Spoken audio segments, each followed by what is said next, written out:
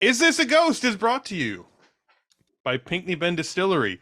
Patrick, I must ask you, what are you drinking tonight? So that's Yeah, I meant to ask you about that. So Right. you've worn an offensive costume, Uh,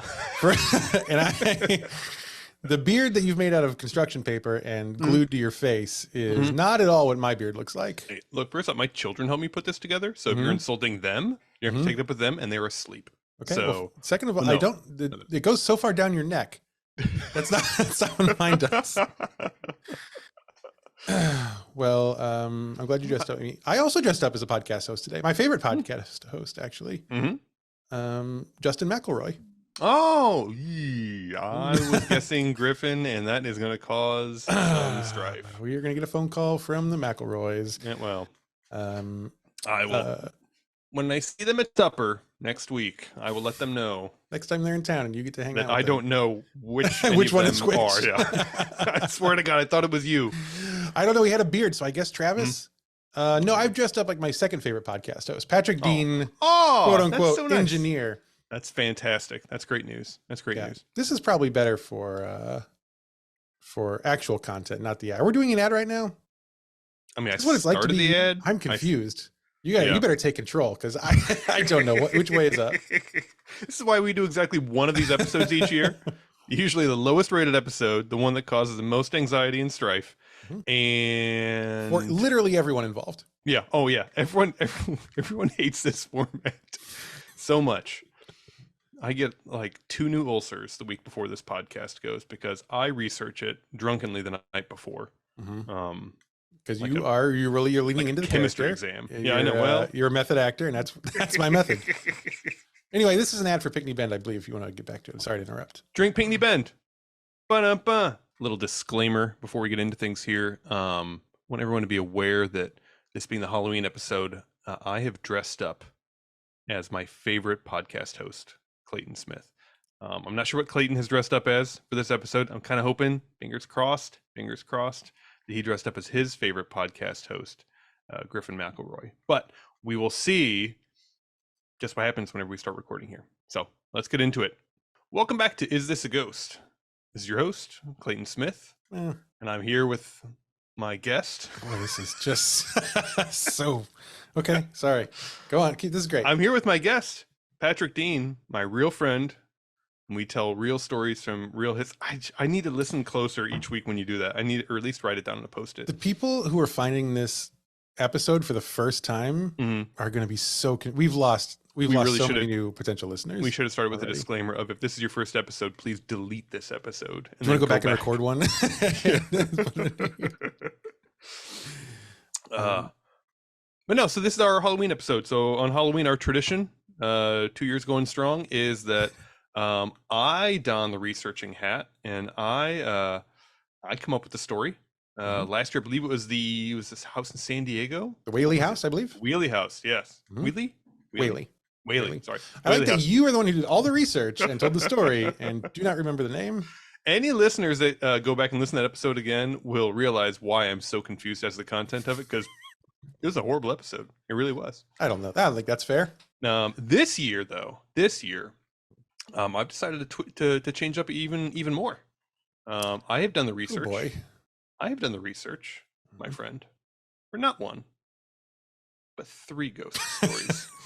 I'm sorry. I have a quick question about this. Yes, please. So you've complained 364 of the last 365 days about doing the research. Yes. For the Halloween episode. Yes. And you've done triple the research for the Halloween episode. What you're telling me? Correct. We're doing. Also, I have to go to bed at some point. We can't do 3. We can't do 3 hours. I mean, mercifully, I didn't do much research for them. I kind of did a cumulative episode's worth of research.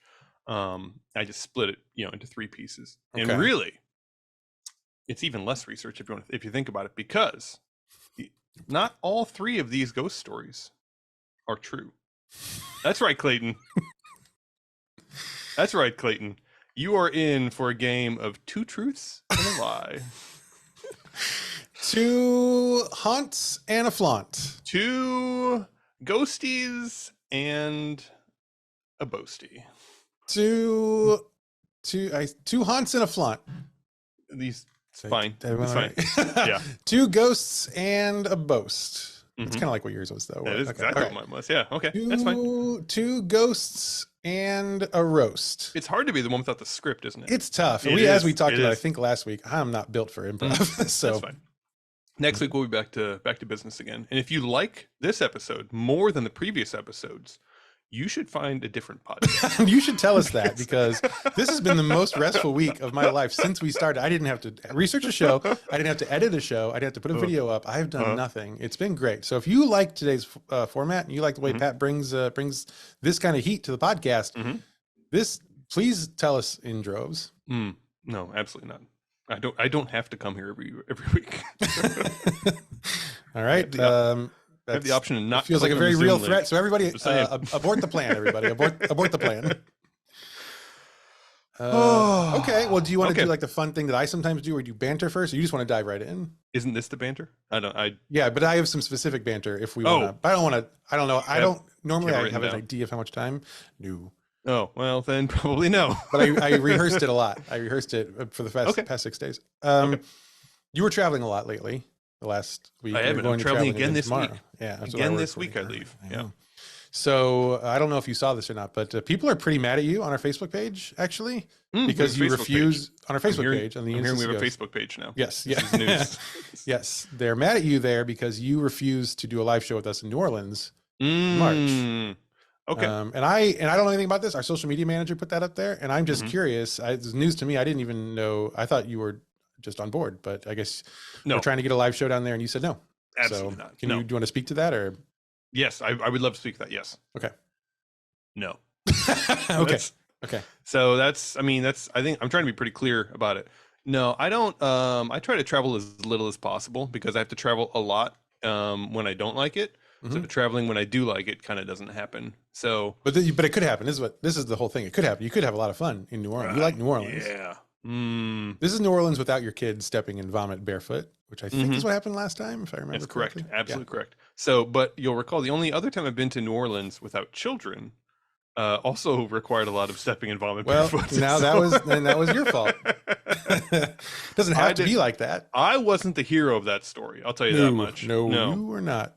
And but somehow you were not the only villain, though, in that story. No, absolutely not. Whoever stole that chair out of the restaurant and sat down in the middle of Bourbon Street. No, Bourbon Street? I think it was off Bourbon Street. Yeah, just off Bourbon. Yeah. I think it was in front of the World Trade Center building, if I remember correctly. That was in poor taste. Yeah, which is right next to the river there. So yeah, steal a very nice chair out of a very nice restaurant and just casually lounge in the middle of the street, sitting in it. And whoever did that is a problematic human being, and I wonder if those pictures will ever surface on Is a Ghost website. I don't know. No, time will tell. I also remember climbing a tree. Oh yeah, I remember someone falling out of a tree. Well, the tree was at the same time. The tree was in a pot. I don't know if you remember that. Oh, the pot fell over. That's what the whole tree fell over. Yeah, that's right. That's right. I think I was climbing like one of those like ornamental pear trees or something like that. That's about 7 feet tall, and you buy from the lawn and garden center. I climbed one of those right to the top. Right to and then you went to bed that night and didn't leave your hotel room until 9 p.m. the next night. Correct. Yes. I remember. Yeah. So this could be a redo for you. I don't want to redo. We could do all that again. I left. You know what they say in football. They say, leave it all on the field. And that's what I did in New Orleans. I left it all in New Orleans. Hard to refute that. That's true. I left it all on whatever that street was. So, yep. So no, but, so no live show in New Orleans. Okay. That's fine. Okay. Yeah. And how was your week? What did you do? Thank you for asking. That was really nice. I worked a lot actually, and pretty tired, and, I had an event. I had like a lot of events that I had to put on it at school. Okay. So nothing funny to mind there. I'm just glad the week is over. Okay. Yeah. This is fair. Yeah. Did I do anything good? Stephen Luna's in town this weekend. Luna's in town? Yeah, is he not? Is he in the house? I'm recording in his bedroom now, technically. Is he in the house? Yeah, he's in the house. He's behind. He's 2 walls that way. I told him he could sit in the background while we record if he wanted. That's fine. I mean, I know him. I said Patrick will be there. Do you want to come and just hang out in the background? He said, "Can I talk?" I said, "No." No, absolutely not. No, just had to sit there. And but it'd be nice to see you. And he said no. So he's like, "No, I've better things to do with 3 hours of my Monday evening, Mhm. Sunday evening. Yeah, he came for the weekend, and I said, "This is great. I do have to lock myself in your spare bedroom for I don't know 2 hours, but glad you're here, guy. Glad Good. you're here." That's what I told him. Fantastic. Glad to have you somewhere, Stephen. Oh, do you want to hear a ghost story? I want to hear 3 ghost stories. How about 3? All right. So how's this going to work? What? Tell me. Explain this format to me. Ground rules. Ground rules. I will read off. We'll kind of do the standard, ghost story telling. Okay. You can certainly ask as many questions as you'd like. Well, I plan to. So do I need a notebook? Should I be writing down like clues and stuff, or like? There's no clues. I'll tell you that. I've no intentional clues, at least. There might be clues. Yeah, there might be. I've known you for a long time. There might be some clues. And then Perry went to the apple cart. That's a clue. Oh no! Right? Yeah, that's a clue. Yeah. No. So we'll go through the stories normally. Again, they're fairly short. Okay. Please ask as many questions as you'd like. Okay. Because I did such poor research, I don't have a lot of answers for you. But you don't have answers. So maybe actually the one you have the most answers to is the made up one, because that's what you're making up on the go. Okay. That's right. So it's like a double cross of a double cross here. So and then at the end of it, you can review whatever your evidence you've collected. I'm gonna take some notes. Yeah, I'm gonna take some and then once it's all said and done, I think you'll make your attempt. And if you choose the lie among what do I win? If you win next week, you get to host your own podcast, which is really exciting for you, I bet. It's kind of fun. What do I do? What happens if I lose? Do you have to keep doing this until I win? If you lose, I don't come to the podcast next week. So, well, I think Jen is on deck, so she's made it very clear that she's ready anytime. So this is not a threat to me. I'd like to see Jen research 3 ghost stories in 1 hour. Well, okay. Sorry, you spent 1 hour researching all 3 ghost stories. Again, intentionally. I mean, because if I like memorized 2 of them and then just made the other one out of whole cloth, then I kind of got to keep them all on the same footing of not really knowing how any of them go. So I'm Benoit Blanc right now. I can't wait to hear these ghost stories. Maybe for Halloween, I'm Benoit Blanc now. Now, Patrick, listen, thank you so much for having me on your podcast. I've been waiting for an invitation like this. Well, it just got serious, I guess. The first story of the 2023 Two Truths and a Lie contest. Halloween Spectacular. I'm so sorry. I don't want to step on your lines, but I was told it was a Halloween Spooktacular, and I would like to hear you say that. The first story of the Halloween Spooktacular. I'd like to take one more take at that, please, Patrick. I'm so sorry. I don't mean to interrupt, but if you could do it with some energy and some verve, that would be. Oh gosh, I'd love that. If you do it with enough energy, I will stop doing this voice. Well, then I have incentive here. The first story of the 2023 Halloween Spooktacular. It's called Alaska Ghost Town. Sounds like it could be real. Go on. I mean, a lot of things happen in Alaska, you will note.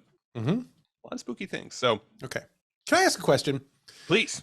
And you don't have to answer this question. I've revealed nothing but the title, and you're already asking a question about the story. Sure. You may not want to answer this question, and that's fine. I accept that if you don't want to answer it. Now, the made-up one, is this a story that you have made up, or is this a story from fiction that you're trying to pass off as real? It is a story. I'll be very upfront. It's a story that I have created from whole cloth. So. Okay, very exciting. Okay. All right. Go on. Is this it? I don't know. Alaska Ghost Town I understand. I understand the concept. Seems kind of like low-hanging fruit here. Alaska Ghost Town. Alaska Ghost Town. Yeah.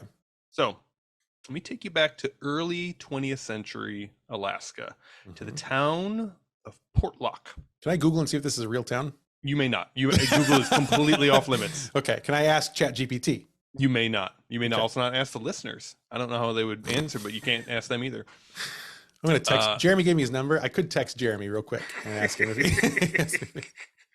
Okay, Jeremy, I really want to win this. I really, really. I need Patrick to come back next week because. All right, Portlock. L-O-C-K or L-O-C-H? L-O-C-K. No E on the end. Okay. Actually named after the Captain Nathaniel Portlock, who explored the Alaskan it's not like wilderness. A port town called Lock. It's Portlock. Portlock. The name is Portlock. Yep. Name is Portlock, named after Nathaniel Sounds Portlock. fake. Well, but located on the Kenai Peninsula. Ooh, Peninsula. Peninsula. Fake. Yeah. This one's fake. There's no such thing as a This one's peninsula. fake. It was a cannery town, the town of canning, I guess. Kind of much canning, much like our friends at Pickney Bend who can their own. We really screwed them on this ad today. No, I think it's fine. I haven't got a shipment in months, so I think everything's cool. Okay. Neither is Jeremy, by the way. Keep or that Jen. in if you want Jeremy or Jen. Yeah. You Good know what? Let's revolt. Let's all Mhm. let's march on Pickney Bend. We'll get some tiki torches and we'll just make our way over. I don't know about that. I don't know if we're going that far. Founded in the early 1900s, as we mentioned, their first post office opened in 1921. Okay. And it got its first piece of mail in 1937. Because who the fuck is going to send anything to Portlock, Alaska? In the 1930s, though, so 10-ish years after it was the post office finally came to town, encounters with spirits and quote big hairy creatures, who the locals referred to as Nantinuk. Okay. Nantinuk. Okay. Began to unsettle the residents. Were people mailing these spirits and creatures? No, I'm not sure why the post office is such a big deal here, but I talk about the post office a lot, so Okay. we're just going to assume. In these towns, I've got to imagine if you establish a town, it ain't shit until the post office comes in, right? Is it shit after the post office comes I to town? mean, it's more shit, I But there's no suppose. people there. Yeah. There's no one to send. There's no one to send letters, friend. Yeah, like the senator from Alaska is just like requisitioning new post offices every few weeks. Like, yeah, that one over there. Yeah, if we don't spend this budget, the federal budget, they're gonna cut Yeah. it away from us. So we gotta take this money and we gotta spend it. Isn't that just a polar bear colony? Yeah, but they get a lot of shipments in. You'd be surprised. You wouldn't believe it. Mm-hmm. The amount of Coca-Cola they get. Anyway, elders. Not Tanuk. No, non-Tenuk. Is it non-Tanuk? No, non-Tenuk. One word. Non-Tenuk. Okay. Nantiin. Tii. Tii. Two eyes. Mm-hmm. Naq. Excuse me. Non-Tenuk. Okay. Anyway, okay. Elders in the area recall the story in the 1930s of a How gold old were miner. The elders? Mhm. It's a good point. Yeah, I guess elders in a new 27, town. 28. Yeah. they were like hipster elders, like they They did ride. I don't know what's the unicycle of 19 of the 2023 unicycle. I saw a fucking. that would be a this it would week, that man. would It's that would so be a mad. dog sled with one ski. That's what that would be. That's Yeah, exactly what yeah, that would be. Yeah. Okay. So that was them. Boy, that is actually a funny visual gag. They recall the story of a gold miner who visited town often to resupply. And I have a feeling this town is just sort of like the resupply point for all the insane people that live on the peninsula. Yeah, I mean, we've talked about this area of the world before, and there's fucking nothing there. Yeah, and so anybody that's there, except the natives. I mean, natives are having a fine time there. Yeah, of course. Yeah, but anybody that moves to there, your expats that move into unincorporated Alaska at the turn of the century. Yeah, I'm thinking they're there for a reason. It's not the natives who are putting a post office there. I assume this is white people. Right. Yeah. Yeah. It's a very white person activity. Yes, I don't think the Inuits really had a whole lot of need for the U.S. Postal. Can I ask too? So the timeline here. So in the 1930s is when these start happening, and then the elders at that time tell of a ghost of a miner from a previous time. No, so this is a man who was visiting town in the 1930s. Okay, the elders told. Oh, yeah. Which elders? When are the elders telling this story? The elders. Confusing. Further on. In 1997, the elders of this town were dug up from their graves, wearing their fluorescent McDonald's T-shirts. Said in 1930s, a man came to town. Okay, so at some point, elders told the story in a confusing way that in the 30s, yes, a man in the 30s regularly came to town to resupply his little gold mining camp. It was just him going up into the hills. What's his connection to the post office? I assume he came into town to get mail as well, get packages. Ship things out, ship gold out. I'd have to imagine. I think you just put it in an envelope and you say, "Send this." You say, "To wife, love me, enjoy gold, don't tell." Gold inside. Shh. It's heavy, but gold is heavy somehow. Yeah. Sorry, Anyway, please so go this on. this grizzled gentleman came to town to resupply, and one day went back up into the hills to his little hole in the ground that he lived His in little up there. hovel, yeah. Never returned. Never found him. Visited the hole. Couldn't find him. Not a whole lot of other prospects around there.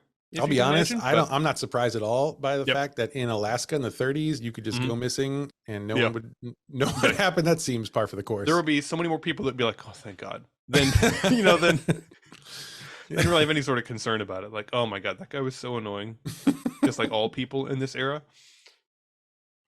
Yep. Another resident, a non-elder resident, I suppose, Tom Larson, spotted a Nantinaq on the beach one day, on the beach of Kenai I'm Peninsula. still so hung up on, I'm sorry, I don't mean, I just, when are the elders talking to whoever is telling the story? This it must have been later on. This Okay, was later on the elders tell the story. Now this new person who saw Nantinaq. Right. This is live. This is as if it's now. Yes. Well, not now, but like Sure. while the town was still fine. Again, like the name of the town is Alaska Ghost Town, and spoiler alert, this is the ghost town. So okay. Now it makes more sense. It doesn't make it. I thought maybe they were going to go the next hill over, and they're like, Port Lock, Alaska does not make it. Does not make it. No. Does not make it. It does not make it very far. No, wait, hold on a second. I'm sorry. So you said he spotted the Nantinaq on the beach. On the beach, which sounds like a great. If I were in Nantinaq, I would spend as much time on the beach. I mean, at that point, you can kind of go wherever you want. You're in Alaska. Yeah. You're bigger than everything. Yeah. You're as big as a bear. Yeah. Why would you hide up in the mountains? Yes. Now you said he, so I'll just let it go. But I'm just curious to this point, we've not seen or had evidence of a Nantinaq other than you telling me people have seen them. And then we talked about a gold miner for a while. 7 lines into the story right now. So there's more evidence that comes up later. This is why. Yeah. This is going to be a 3-hour episode. This is exactly your outline. Is what my outlines are like. And this is why it takes so long. Okay. Sorry. Go on. So Tom Larson spots the Nantinaq on the beach. Again, is he related to Gary Larson? I'm taking notes. It's not clear. But yes, Larson could very easily be. Okay. Related to his response does suggest some Gary Larson type activity. So he sees a Nantinaq on the beach, which again, imagine you walk to the beach, you see a Sasquatch, a huge hairy beast on the beach. Yeah. What's your first thought? Turn around and go the other direction. Right. So Tom Larson chooses a different route to his. Okay. Tom Larson does return to his house, but only to retrieve his rifle, so that he may shoot the Sasquatch. Sure. I mean, Nantinaq. Here's what I'll say. I'm anti-gun. I'm very clear about that, I think, a lot. However, if I lived in the Alaskan frontier in the 30s, I would probably be very pro-gun. And if I saw a monster, I think I would very calmly walk back and say, this is what this rifle is for. That's fair. Thank you, everybody. I'm not sure why else my mom gave me this gun, if not to shoot the Sasquatch on the beach. So he returned to the house, gets a rifle, returns to the beach, at which point, quote, the beast looked at him. Well, that's not a good start, Tom. Not good. Not good. At that point, Tom states, at that point, I chose not to fire a round. And I thought, that's a good. This is why we have an interview with Tom later. This makes sense. Boy, speaking of Sasquatch, have you seen? There's a new video of supposed Bigfoot. Was it like taken from a train or something? I guess so. Like in Colorado, he's like blending in with the scrub brush. What do you think about it? Again, extremely convenient. So I mean, it's so far away. It's never like, oh yeah, I had my high definition drone flying through the Colorado wilderness, and came upon this Sasquatch, and took a DNA sample and all. You know what I think I would do if I were on a train and I was like, I actually think I see a Sasquatch. What I would do, I think, to get a closer shot, instead of zooming in like I would not even that, because I don't want to disrupt the other passengers. I don't like confrontation, and they will be very contentious if absolutely. I would put my phone on to record, and I would hurl it out the window like a frisbee toward the thing. And that would mark in my head where it is. I'd come back later and get it. I'd probably get a video pretty close to the Sasquatch, I think. This isn't a great plan. But it's not any worse than filming it from the train and saying, I think I know exactly what this thing is. Okay. Yeah. And I guess if pulling the ripcord is off limits, then I guess that's about the only. I couldn't. There'd be so many people angry at me, and I can't. I don't have time to deal with that. Yeah. Well, Colorado people, some of them are cool, and some of them have big guns. Yeah, well, this is fair. So some of them give hand jobs in a theater watching. What was it? Beetlejuice? Yeah. Mm-hmm. Anyway, sorry. Carry on. Juice itself. Okay. Boop, boop, boop. I wonder if our UK friends know about that story. Oh boy, please, God, if you're not familiar with American politics, and this isn't really like American politics, this is very much like American pop culture at this point. Yeah, you got to look that one up. Just look up Beetlejuice hand job, and they'll get you where you're going. You'll get there. Later on, fire. Okay, yes. Yes.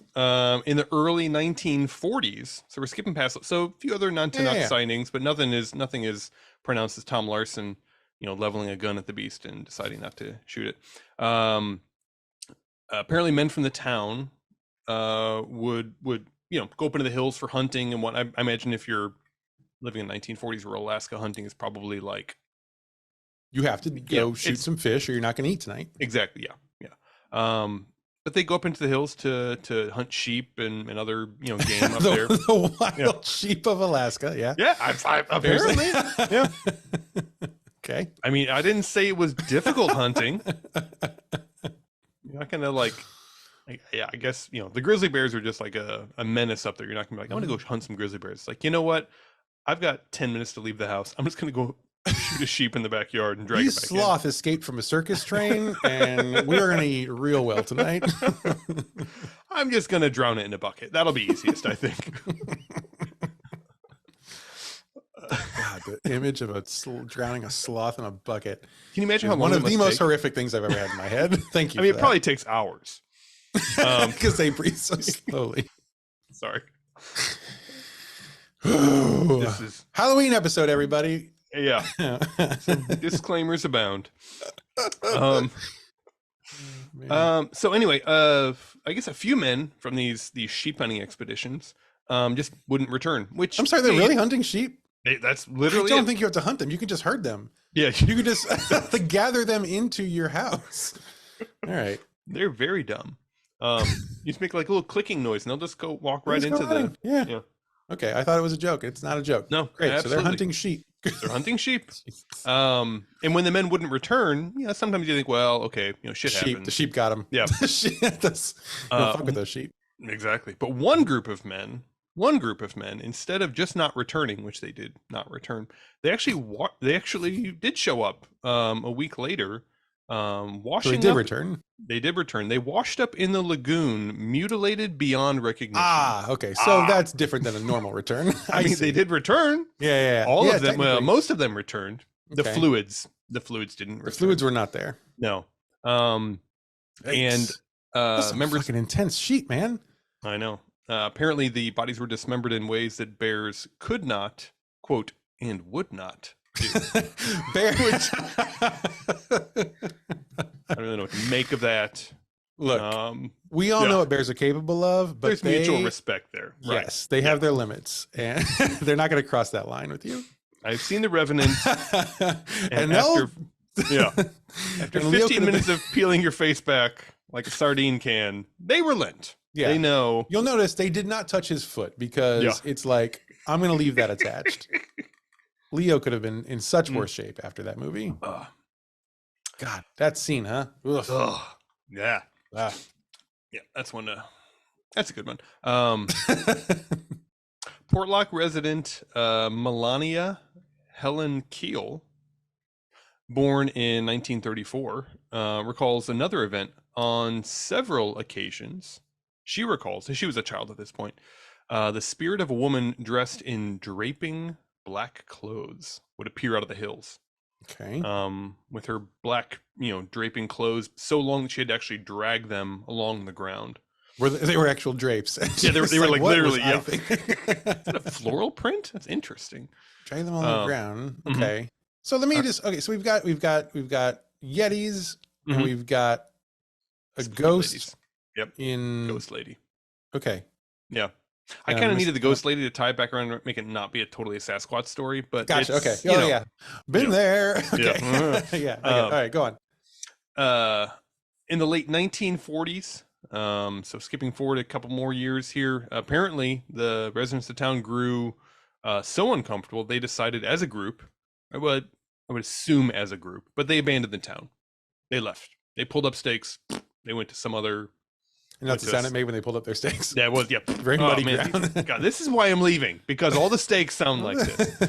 And by 1951, the post office closed. So 30 years of operation. Not the post office. And again, that's whenever you just kind of give it back to the land. Yeah. A kind of a terrifying little story here.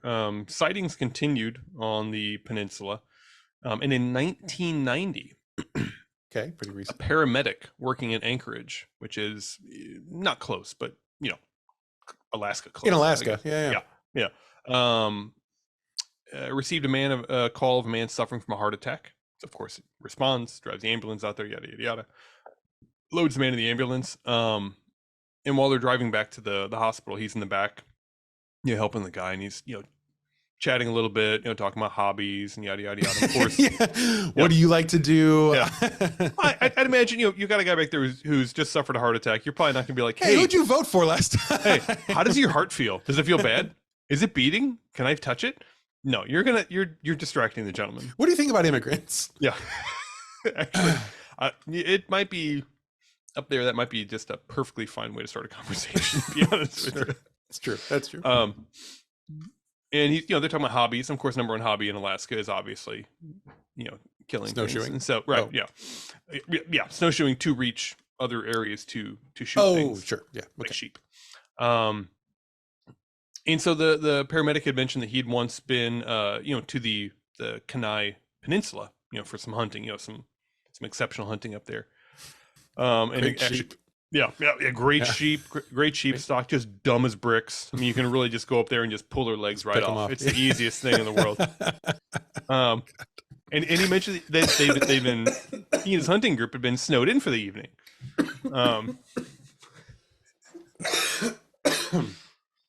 So as soon as the man on the gurney had heard that he'd been snowed in for the evening, he shot up, tubes and stuff still attached to him, shot up and grabbed the paramedic by the chest and said, "Did it bother you? The thing up there?"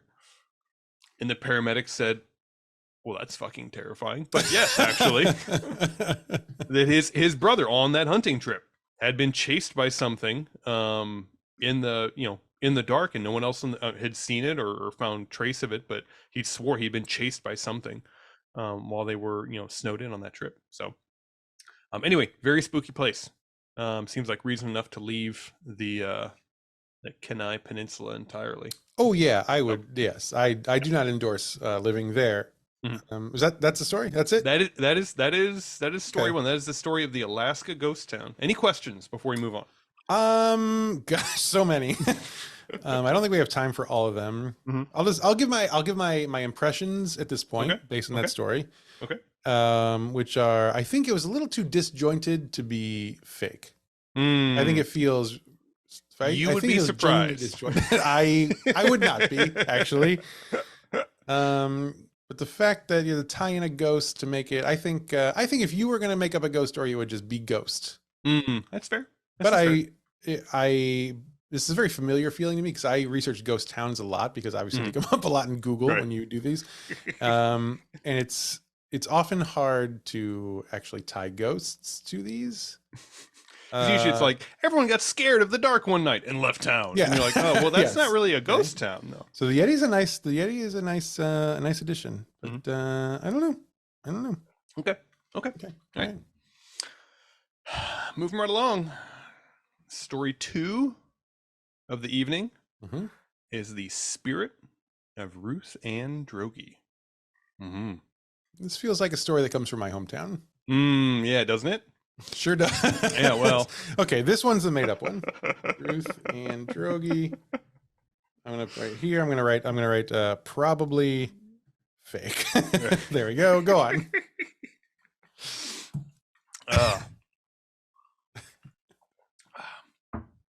Anyway, so Ruth Ann Droege, born September 25th, 1902, right in the turn of the century. Okay. Partial, Colorado. Partial? She was born in partially in Colorado? I want you to guess how partial is spelled. That's my guess. Oh, fuck. Okay. Yeah. I'm going to guess it's not how I would initially think. Obviously. Partial. Parshall. Oh, I am very impressed. Very Pretty impressed. close? Like Marshall, but with a P. Oh, yes. There you Nailed go. it. Nailed it. Well All done. right. Partial Colorado. The youngest of four, three siblings. Okay. Siblings Boy. are Dead now. So sorry. who The cares? siblings Let's move on. are whatever. No. Sorry. The siblings are Charles, Hattie, Elmer, and Ruth Ann. Ruth Ann being the youngest. Okay. Okay. Now these are all cartoon names, but right. gosh, but that might make it real again. That's the thing. The names, the names can are I please tough. take you back to 1902 Wilderness and Yeah. Gosh, now I'm back thinking maybe it's real. Okay, go on. Anyway, Ruth Ann's parents, John and Rebecca, Of course they are, moved to Colorado to chase opportunities in mining, in Okay. precious stone mining, precious whatever mining, precious Checks metal out. mining rather. They purchased the rights Precious to moments mining. Yep. I never knew where those came from. I thought they were like, some You like think little... they're from Carthage, Missouri? They're not. They're from no. from a mine in Colorado. You had to take such care to extract them without breaking their angelic faces. But I know. It's like my favorite. That's like my favorite scene in Jurassic Park, right at the beginning, whenever they're uncovering the first Precious Moments doll. Little and the helicopter boy comes in, they're screaming together. Oh my gosh. Oh boy. So they purchased the mineral rights to 10 acres along the Colorado River. Okay. So anyway, whenever you purchase these mineral rights, basically your whole life becomes just panning for gold, which I guess makes a lot of sense. I mean, there's not a whole lot of... I don't think panning for gold actually usually pans out too well. Right. Yeah. So that theme is going to run throughout this. This doesn't turn out really well for the spirit of Ruth Ann Droege, if you can imagine. Spoiler alert. Yeah, I know, right? So anyway, again, there's not a whole lot to do in the Colorado wilderness whenever your dad's just like panning for gold all day long. So she would actually... Right. Well, yeah, exactly. So, but her being the youngest, she's obviously the least useful. Good at stuff. Yeah. Yeah. I want to pause right there. As the youngest, I believe you're older than Kelly. Right? I am the eldest. So you don't understand. So right. Turn these up to you because as the youngest, you have a very successful podcast. That, well, I did until tonight, I think. The youngest can get things done, is what I'll say. Okay, well, then spoiler alert yourself, because you're going to see exactly where this goes. Then, okay. She's the headliner ghost in the story, right? Yeah, so I mean, things don't turn out well, but she's a brief moment in the sun we'll get to here. Okay. So Ruth Ann actually would, again, because she's not one of the older brothers, the older sister, she would accompany her father on these, on his daily gold panning trip. And apparently became a bit of a good luck charm for Dad, to where, not finding anything, all of a sudden Ruth Ann comes with them. I start to find some gold flakes. I do think that's how mining works. You have to find your good luck charm, and then it's good. Exactly. Yes. And you staple her to the pan, and yes. So apparently when Ruth Ann was in attendance, John would almost always find at least flecks of gold in the pan, and on several occasions nuggets, quote, larger than the nail of your finger. Well, that does sound good. That sounds like... Also, it's probably her being like, hey, Dad, this place you've been doing this seems pretty like washed out. Why don't we go over here? And then he follows her advice and finds gold and is like, I did it. Oh, you're my lucky charm. With my brains and you just being here, we've really done something. You're never going back to eat lunch again. Obviously, this is just superstition, but the family even begins to believe that Ruth Ann was the only way that they'd be able to find success. Excuse me. Right. Success finding gold, right? Right, yes. Would we call her a golden child? Okay. Well, that's okay. All right. I can see that. Do I have improv energy? Oh my God. I'm making a note. Which apparently Ruth Ann even took special pride in. Again, being the youngest, Sure. You've got to imagine, You love attention. As the youngest, attention is. Mwah. That's why I'm happy to have a best-selling podcast here on the Smith Show Network. And apparently, it even got so extreme that when other siblings visited Ruth Ann and her father down at the river, he would, quote, scream at them to get away, lest they steal their sister's gift. Okay.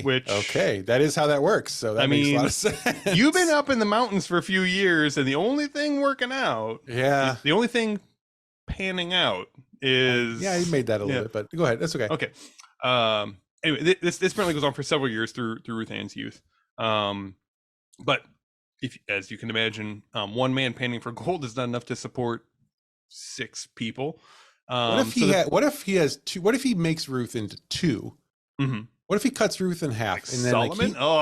Like Solomon, and he can take part, and then she can. One part of you goes up river, one part of you goes down rivers, and then I pan between yous. Yeah, or like give one to the brother and be like, you take the lower half, and that's gonna get you. You would take it over here. I'll take the upper half, because you don't need her. You just need her body. I think it's how I'm not versed in panning luck. He doesn't go with it, but again, with the advances in medicine in the last 100 years, he could really do some amazing things. With cloning technology, we could sew her to the bottom of a sheep that was killed in Alaska, and we could really have something. Was it like a grafting technology? I'm not sure what that is exactly. I think so. It's more of a soldering technology, but it's similar. That's fair. Okay, all right. This is a lot grosser than I thought it was going to be. So apparently, as the years go on, the whole family's just kind of, sort of treading water, as it were. And in 1918, you will note, something may have swept across the country. The Depression. It's more exciting than Beatlemania, and that was the flu. It's funny when you can write down jokes, right? Isn't it great? Yeah. Yeah. The Beatlemania thing is a good swing. Yeah. Thank you. Anyway, so a lot of people died. Spanish flu. I've heard about that. Yeah, so it's not so. Did they? I know, because they didn't. That have was vaccines. a blame it on the No immigrants type thing. Yeah, it was just the. I was going to say it was Anthony Fauci's fault, but immigrants fine. Right. Yeah. Yes, I do recall that. They called it. I don't know if you know this, but they called it the Spanish flu. And that's all you need to know about where the blame for that one went. Exactly. That must have been where it came from, because flu always comes from one place. It originates definitely in one place, maybe in a lab somewhere, and then in a Spanish lab. Anyway, so two children from the Drogi family succumbed to the 1918 flu. Elmer of course, Ruth Ann. Oh no, not Ruth Ann, not the golden child. Oh no, the golden child, golden no more. Now, Elmer. Is this where they get the glue? Did they turn Elmer into glue? Is this how they turn their fortunes around? One last attempt. Say, well, Ruth Ann has gone. We're going to not find any more gold, and we're mad about that. But I did notice the flu did make Elmer awful sticky for some reason. Elmer got sticky when he died. Yeah. So can we make him into a best-selling glue product? Fire up the Conestoga. It's time to go back. Is that yelling in the microphone? I'm so sorry. That was exactly what Jeremy said not to do. But you adjusted the microphone, so you're yelling across the microphone now. Okay, yeah. We're really going to test his theory. That's fair. Yeah. So it's kind of your problem. That's what I like to. Yeah, exactly. That's what I like to call a Jeremy problem. The JP, my friends. So the death certificates of Ruth Ann and Elmer are apparently the last official record. Oh, they made death certificates? Family. Yeah, actual death certificates. Yeah, this might be fake again. I don't feel like people are making death certificates out in fucking Colorado mine towns. 1918. All right, maybe. I'm going to write down a note. It says death certificates, question mark, question mark, question mark. Okay, go on. I've got to imagine, you've got to have some sort of like interaction with a town somewhere, right? Like you're not, like a family. Well, you have to go, much like our friend in Alaska, you have to go to the post office. So yeah, exactly. You've got to go into a town somewhere for sure. If your dad is literally spending his entire day, and one of the siblings spending their entire day standing in a stream looking for shiny shit, I'm pretty sure nobody is back home tilling the land. That's right. So that's true. every minuscule nugget of gold is being traded for like an ear of corn, But for us all to split. if a So- train of circus sloths has wrecked nearby lately, Mhm. your meals You've for the got a next few year, hours. you've got some time. You've got a few hours and a bucket of water. Ruth You're Ann, gonna have dinner, so it's fine. take them all down to the river. Our luck shall change. Oh Fuck, boy, where was I? no idea. Ruth Ann dies. Oh, sorry. Ruth Ann dies. The family's not seen again. The family's not Um, seen again. There you go. Yes, this is the last record of the entire family. Oh, okay. Yeah, their log cabin home was abandoned, and all trace of the family was gone. What happened to them? That is part of the mystery, I would assume. So, Oh, so I you don't know. have an answer. I do not have an answer. They were again. The apparently the I don't know. I assume somebody from the town went and checked up on them, like, hey, why is nobody bringing down like teeny tiny fingernails of gold anymore Mhm. out of the hills? And that weird little girl that doesn't sleep. What's her deal? I was gonna go on a dowsing rod trip, and I would really like to borrow her because she's Yeah. such good luck, and she's not been around for weeks, and I'm so thirsty. I am going to Vegas, and I really kind of would like to see if the My own little golden Dustin child- Hoffman to please come here and make it rain. Anyway, but to the ghost portion of this story. Oh, right, ghost story. Yeah. So up until now it's been all tragedy. Now tragedy becomes, I don't know, ghost. Ghost. Yeah. Hikers and locals of the area, of the partial area, have reported hearing a disembodied girl's voice. Disembodies girls. Disembodied girl. Sorry, I've had a lot of whiskey. I'm very. It's sorry. hard. It's hard to. I'm not It gets covering harder it to through read the story longer 3. these Yeah. episodes go. I know. Listen, friend. I know. Welcome to playing Clayton for a week. Oh my gosh. A disembodied girl's voice along the same stretch of the Colorado River where the Drogi family lived, and on several occasions, a girl in early 20th century garb can be seen standing in the shallows of the river, staring down into the water as if searching for gold. Hmm. So Okay. Pretty good. Pretty good. interesting. That's No, it, is it? yeah, no images of her slowly pushing a sloth's face down into the No brook. photo. I'm gonna So- make a note. No Nope, photos. yeah, no photos. No photos. Oh, but so that's again, good. they had to eat something.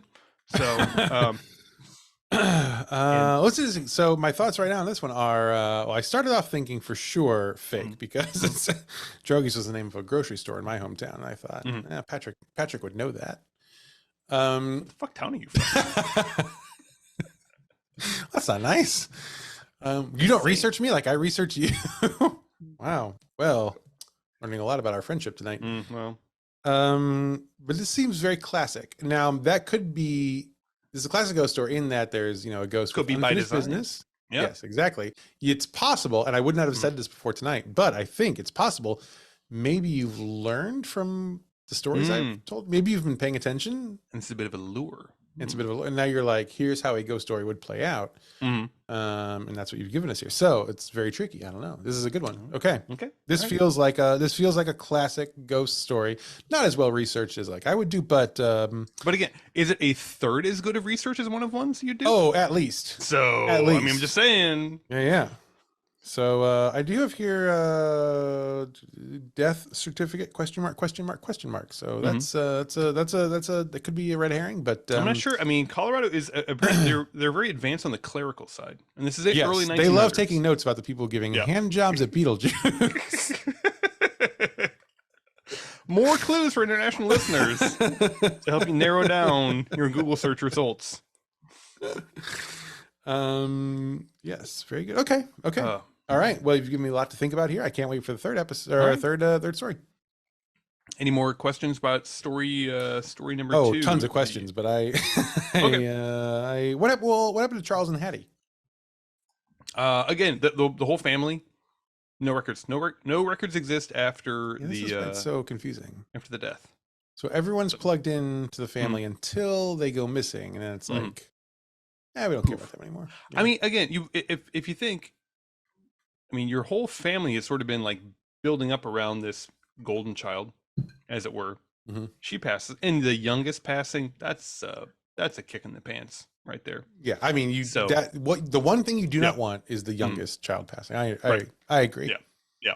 Speaking from So experience, I can say that would have been devastating to my I family don't in know a what way happened. that's different than if my sisters had passed. Mm, That would have been sad, but like if the youngest had gone, yeah, holy, like oh if you my had God. gone, Oh my God. everybody.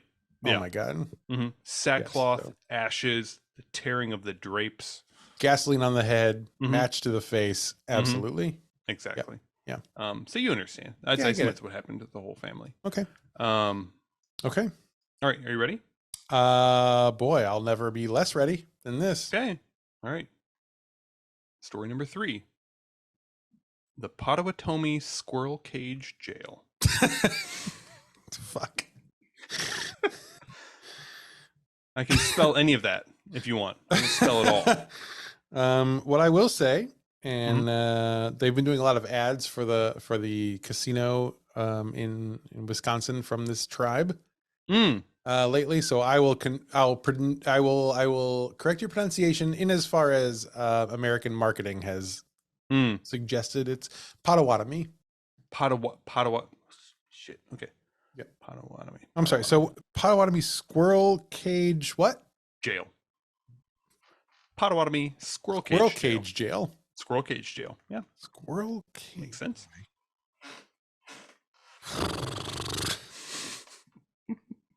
Feels too insane to be made up already, but also your brain is weird. So, okay. Let's get into it. Let's. So apparently in the late 1800s, maybe you've heard of this, but there was a bit of a trend in the field of incarcerating people in the late 1800s. You're going to actually need to be more specific. Okay, so this incarceration trend was the trend of rotary jails. Rotary jails? Rotary, like rotating jails. Have you heard of rotating jails before? I've not. Okay, so rotary jails. What I would give to be able to Google right now.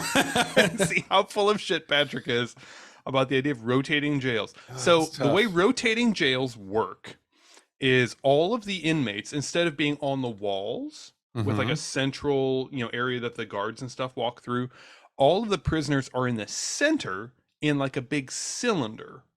Okay. And then to get the prisoners out, you rotate the cylinder until the cell that you want to release a person from is lined up with the opening. Okay. And then the person can get out and, meander about and whatever. Right. Okay.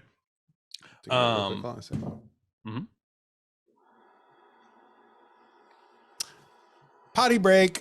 Oh yeah. No, I know. I think Jeremy can get rid of that sound. But Jeremy's filtered to the test. Yes, it was really incredible. I didn't listen on my the headphones and the mixing board, but I listened to my AirPods. Could not hear your toilet flushing last week. Fantastic. So Jeremy, he's out there doing God's work. It's amazing. Anyway. Okay. Yes. So apparently, this was the trend. The intention here was to limit the interaction between jailer and jailee. Okay. So, which again nowadays seems just excessively cruel, of like limiting human interaction with. I thought it seemed pretty smart. Well, you would have loved 1800s imprisonment then. If there's one thing I know about myself, it's that I love incarceration, and especially in the 1800s. So the Potawatomi, very good. Yeah. Potawatomi Squirrel Cage Jail, built in 1885, was a 3-story version of this concept. So most of the time, Potawatomi, this was, it's in Illinois. Okay. Research is pretty good. Okay. Yeah, I thought so. Yeah, it's in Illinois. Yeah. It's in America, idiot. Yeah. Any other questions? It was in a jail. So that's all I need to tell you. Yeah. So all these rotary jails up until then, just single story. Just that single story rotates. But apparently the people of Potawatomi decided they were going to make a 3-story version of it. just an extremely elaborate contraption of imprisonment. So all 3 stories of this rotary jail could be rotated as one huge piece. Okay. And then, again, the single opening would then give that prisoner access. 3 different people, right? 3 different, yeah, on each story. So I don't know. It doesn't say whether it was something they would just do slowly or it's something they would do actively, like, oh, hey, get back in your cell. It's like a carnival ride. It's we're like, gonna rotate. Yeah. you gotta go 1 second before your legs get cut off if you don't make the gap. I know if it maybe it's like you've been in the Hall of Presidents before in yes, Disney World. Yeah, I assume it's something like that, where like the lights go black and then the whole thing spins and then the lights go back up again. Oh fuck, I'm free. Okay. That's kind of I'm free. Yeah. Okay. Makes cursed sense. freedom. Now, why is it called the squirrel cage? Are we gonna get into that? Apparently, the just the site of the construction looks similar to like something you would cage an animal in, which in retrospect kind of is like all jails, I guess. But yeah, that's called a jail. Especially, yeah. I don't name the things. Or do you? Okay. Or do I name the things? Yeah. Okay. Okay. But yeah, so apparently a squirrel cage is just like shorthand for, Have you ever seen a squirrel cage? I have seen squirrels caged. I will say that much. I don't know if it was a squirrel cage. Boy, but it was. That's a tough answer to hear to that question. Okay, you know what? I abandoned that line of questioning. No further questions. Fair enough. All right. Boy. Successful deflection. Apparently, it was in use for, in use until 1969, which seems like extremely recently. Summer of Love. Yeah. It was like it's a jail version of a key party where it's like you just push the button, it spins around, whoever comes out, that's who's going home with you tonight. So it makes a lot of sense. Oh no, it's just a bunch of squirrels. Oh fuck. It was closed at that time due to a combination of rotating jails no longer being in vogue and a gradual breakdown of the rotating mechanism. So sure, that's going to happen. Which will happen, I don't know if you can see my Zoom name here. Tonight I am Patrick Dean, engineer. And I wanted to point out the engineer is in quotes because, once again, I've never actually seen you engineer things. And every time I ask you about an engineer question, you don't seem to have the answer. So this is in quotes. But if you're watching this on YouTube, you'll see that I have this whole time been Patrick Dean, engineer. It's my Halloween costume this year.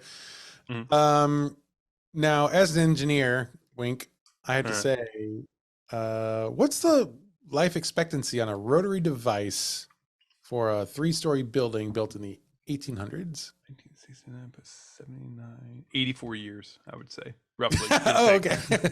Oh, I see. This is the standard. Okay. Asked and answered. I don't know what I was expecting. Okay, thank you. Yep. Design life exceeded, and you shut her on down. That's what we do with all the great things.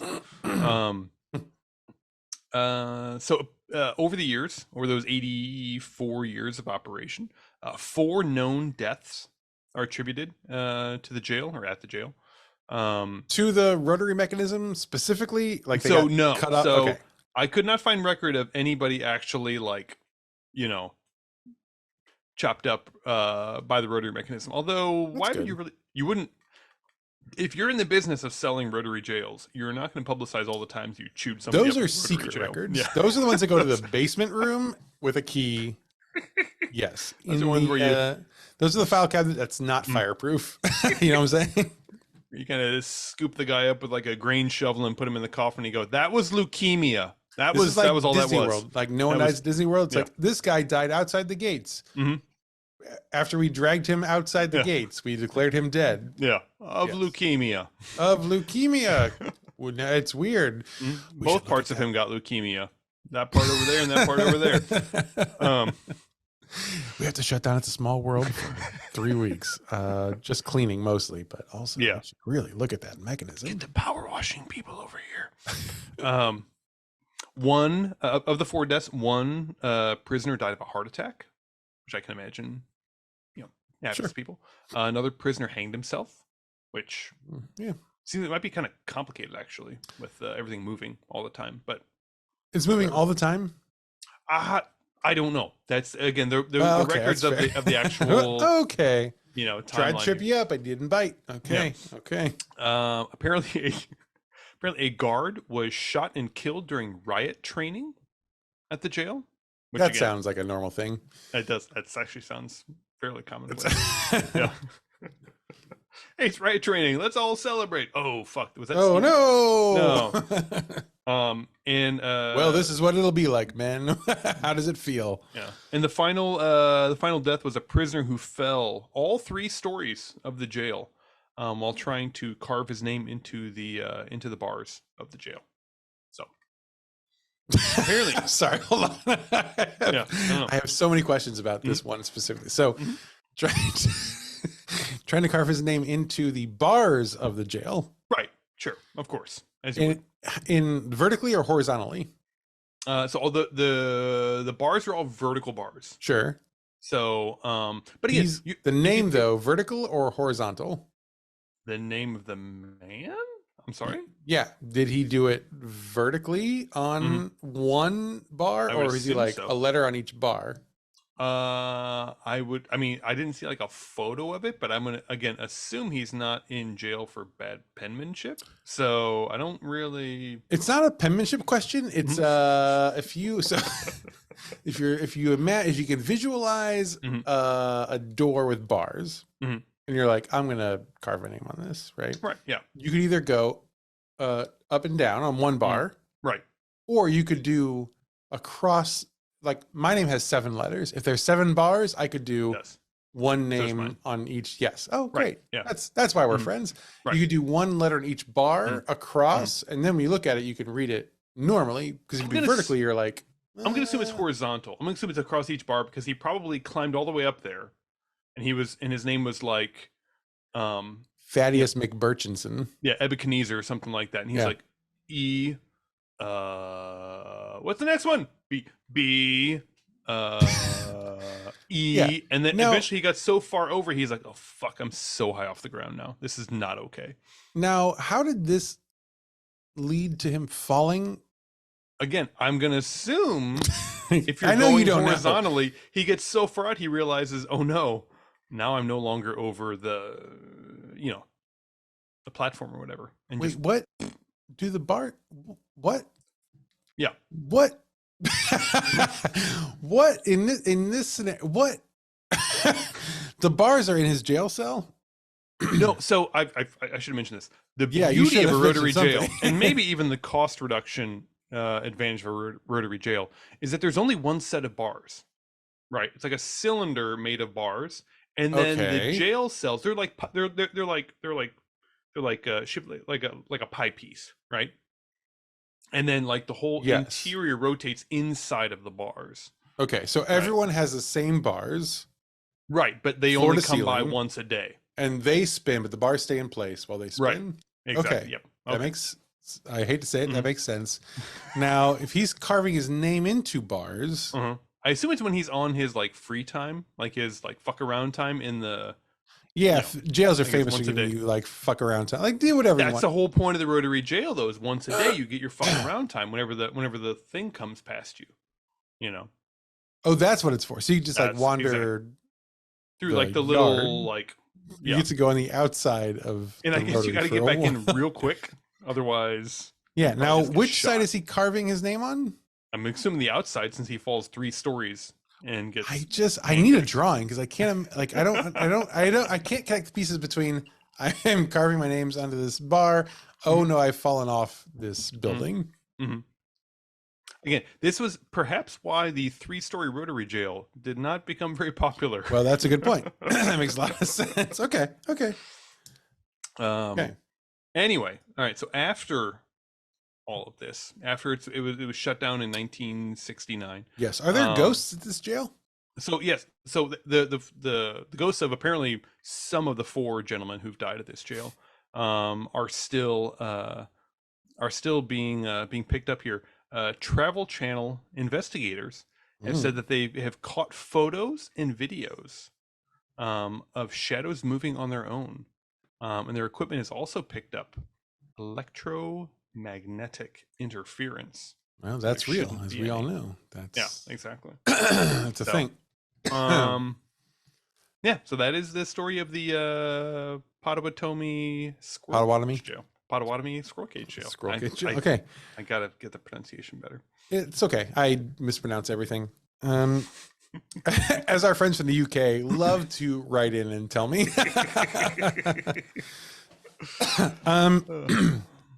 I guess my one question about that is, so Travel Channel Mhm. is a great resource for, Right, it is. as I guess you know. It really is. Do you have any of those photos to show me? Because I like to show you photos. I can't. I can't show you photos. I can't show you photos. Why no not? Googles. No, sorry. Oh, it's part This of the is- thing. This is part of the thing. Oh, I see. Okay. I really wish I could tell you. Okay. I wish I could show you photos of all of these stories, but I bet you do. Unfortunately. So you have photos of all three of these stories. of course I do. Why Is wouldn't I? the conceit here. Yeah. Okay. All right. So, well, these have been great. I'll be honest. What a journey. We started off. Perfect. Oh boy. Sorry, Jeremy. Hey, Jeremy, it's me. We don't know what we're doing. Yikes. What is the point of a battery backup if the battery backup is going to be like, I don't think I'm needed right now? That's a good I'm just question. gonna-" I just can't help but wonder if maybe there's been some humor, human error. Mhm. Humor. Oh, absolutely, absolutely. There, yeah. Okay. What is life without human error? Really? Boy, it would be something, huh? So where were we? So where were we? Okay, so you've heard all three tales. I've heard them all. You've taken your evidence. I've got some notes. You've Yep. got some notes. You've made a lot of accusations, which were not appreciated. I wouldn't say that. I mean, would they say, they were all yeah, they were all they towards- were forceful suggestions. they were towards an end of trying to solve the mystery. I get it. So we have story 1, the Alaska ghost town, the Yes. town of Portlock. We have story 2, the spirit of Ruth Ann Droege, who's the golden child, as you mentioned, of her family. Yeah. And story 3, the Potawatomi Squirrel Cage Jail. That's right. So, All right. So here's what I'm thinking. Hmm. And I would, God, I wish we could do like a live vote from the audience. Because I'm really so curious to hear what people think. Mhm. I wonder if there's some mechanism we could make where, like, when you're hearing this a week from now, Halloween week, if you could like register before we get to you telling us which one is the fake one. Like if listeners could tell us what they think and then go on, that would be really fun. So maybe but we'll they- do like a. They could Google it. Though. Like they Yeah, would we have know. to be in good faith. That's true. Yeah, and if there's one thing I know, Well, I'm about not saying for listeners- me. I don't. Not in good faith. That's right. Now, not for me, because I'm gonna make a guess here, All right. but I just think it'd be fun to.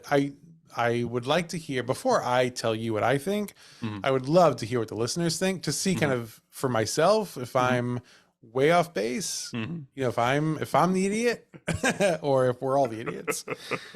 So here's what I'll say. So if you're listening to this right now, I would encourage you to pause after I say that. Don't do it right now. Wait till I tell you why. To pause this Listen in to a second. instructions. Right. Yeah. Go to our Facebook page. I'll put a post up before this comes out to say, there are 3 stories. There's the Alaska ghost town. There's the Ruth Ann Droege. There's the Potawatomi Squirrel Cage Jail. And I will say, like for one, heart for the other, whatever. Yeah. And this is the moment in the podcast where I implore you, before you listen to the end, you all listening right now, pause it and you go to the Facebook page, find it, and you let me know what you think. Because I'm gonna reveal what I think in a second, but I think everyone should have skin in the game. We should all. I really do. What is Yeah. this if not interactive That's right. audio technology? That's right. So this is the moment, everyone, for you all to pause right now. Go to the Facebook page. I assume I remembered to make this post, so go find it. I definitely haven't 10 had days 6 from now drinks or whatever. tonight, so Yeah, it's normal. And you go and you let us know what you think. Okay, now that everyone's back. So here are my thoughts. So 1, we had the Alaska ghost town. Mhm. Now, this one seems like the least plausible ghost of all, because there was almost no ghost. Now, there was a ghost town, there was a Yeti, there was mention of a woman in drapes. Initially, I thought, this is so stupid that this probably is fake. That was my initial thought. But I also, as I mentioned, I've had the similar situation where I've researched something and be like, it's a ghost town, there's a ghost. Oh, well, it's not really a ghost. And how do we tie this into the podcast? So I don't know. So that's still on my radar, but it feels like I understand. It feels familiar, the struggle of coming up with a ghost for that. Just dumb enough to be true. Right.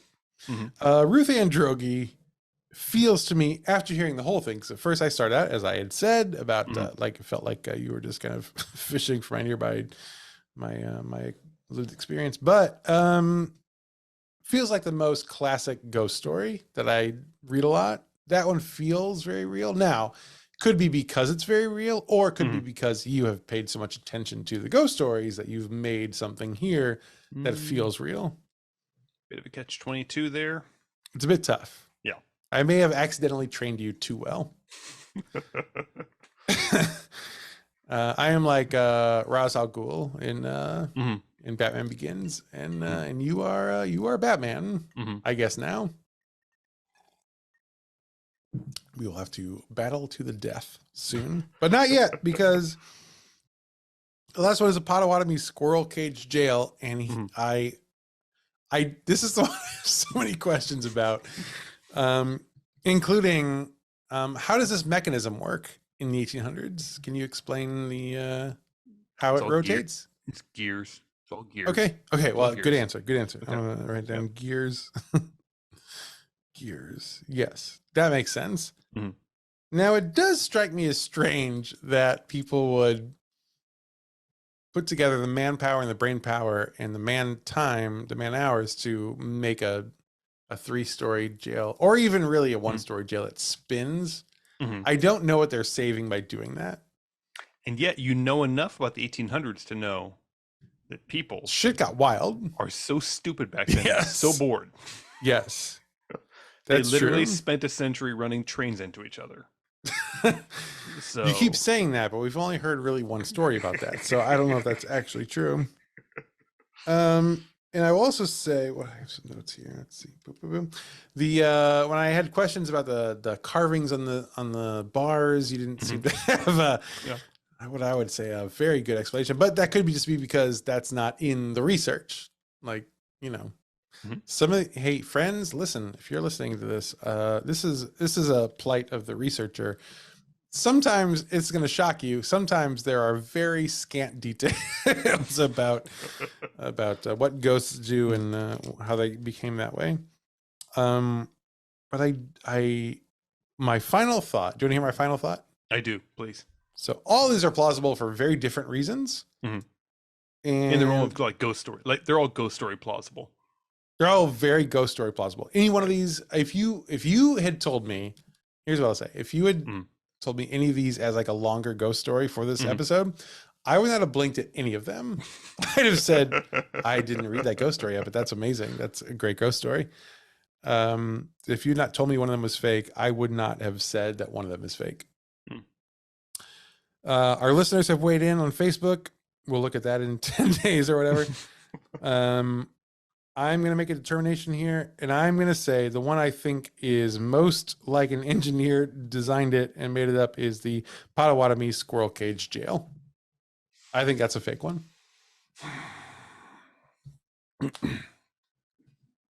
And now I will tell you that the Potawatomi squirrel cage jail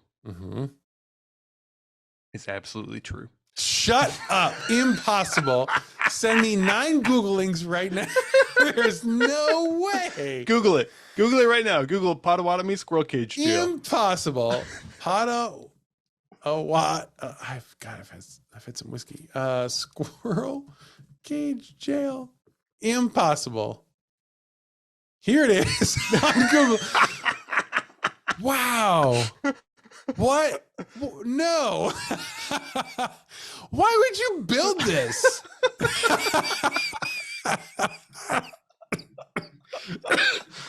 Oh, oh. You're an engineer, allegedly. Why would Mhm. you build this? Because you're so bored in the 1800s. There is nothing else to do. I've got to pay more attention to the running trains into each other, I Oh, guess. in God. the state like incarceration budget is so high. Oh my Oh, God, here are pictures. Okay. Well, I'm gobsmacked. I I thought I was going through the whole thing to just kind of like make it like, not feel too bad that I had right. instantly Which jumped I on you. appreciate. I appreciate it. I Can appreciate it. I make a second guess now? Is that helpful? I will just tell you that Wow. unfortunately Ruth Ann Droege never existed. Ah, God, Ruth, that yeah. was the one.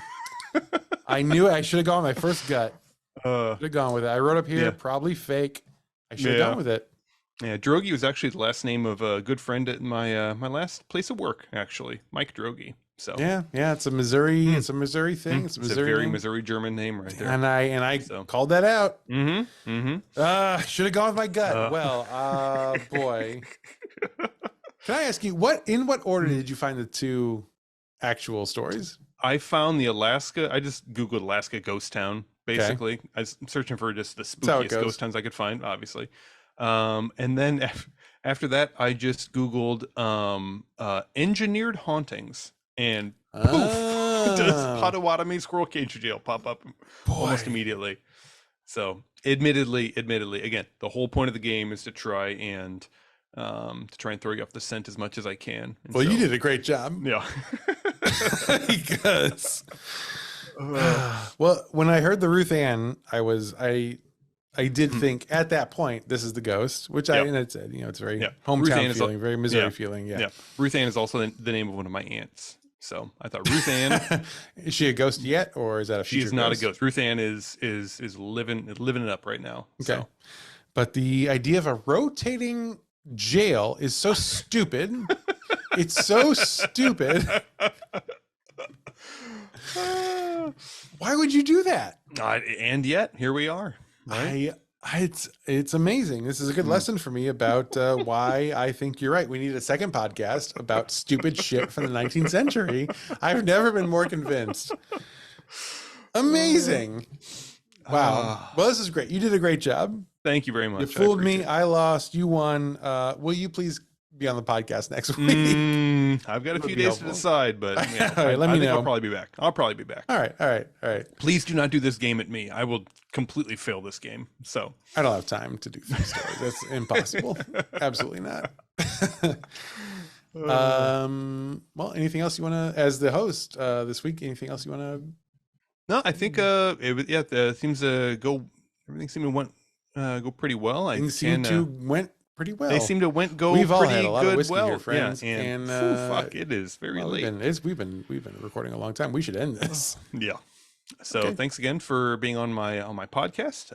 Is This a Ghost is brought to you by Smith Show Productions, which apparently is not named after me. All the funny jokes come from Patrick, except for this week. There's no jokes this week. It's all right. And Patrick, audio is edited by Jeremy Montoya. Jen Swanson does the video editing. Thank you to both of them. And Clayton, have a great week. I'll talk to you in like 4 hours. I'm sorry, Patrick. So, thank you. I'm living this character. And also, can I say to all our listeners, Happy Halloween, everybody. Happy Halloween. This is I know the calendar is a little weird this week, where Halloween is like almost 1 week exactly after this, but not quite. So it's a challenging time to hear a Halloween episode when Halloween is 6 days away. But this will be the first Halloween episode you hear, though, and isn't it a perfect one? Isn't it? So, isn't it? indeed. Happy Halloween. Next week we'll be back with a regular episode where I do the research and. But I'll tell you, I was so impressed by this, Pat. You could do this anytime you want. You tell me. We can do it just once a year, but we could do it 52 times a year if you want. I'll also, see you in 364 days, buddy. Sounds right. All right. Good night, everybody. Thank you for listening to This Is a Ghost, and happy Halloween. So how do I change my name on Zoom?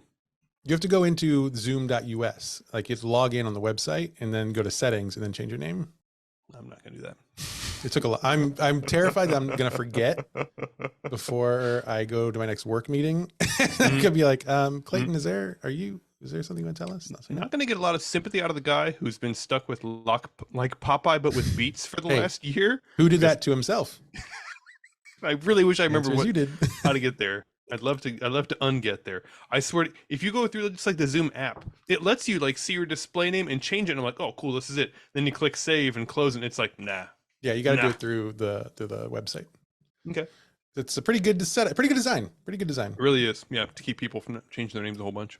I accidentally set my drink down too hard, so all that's on the podcast now. So that's becoming a thing that happens every Pick Me Bend ad now. Jeremy leaves those in strategically, and they're pretty good. Pretty good. How do you start the show? Oh, not so easy. Yeah, well, I mean, I don't have it written down like you want my notes or yeah, just put them up to the camera. Yeah, here we go. Let me see. I'll put my camera. One quick question. You're a computer guy. How do I put my monitor camera onto my monitor? You just pick it up and just flip it down. Like do this. Okay. Yeah. I think it's just that. Yeah, it kind of works actually. See? Okay. That's how I've been doing it. You say, well, what I would say. Now it's stuck. Oh, fuck. The YouTube crowd is loving this. What do I usually say? I usually say something like, hello, everybody. Welcome back to Is This a Ghost? I'm Clayton Smith. Okay. Okay. Yeah. I do it loud, right? I think they like it when you scream it. Welcome back to Is This a Ghost? Oh, boy. Take 3.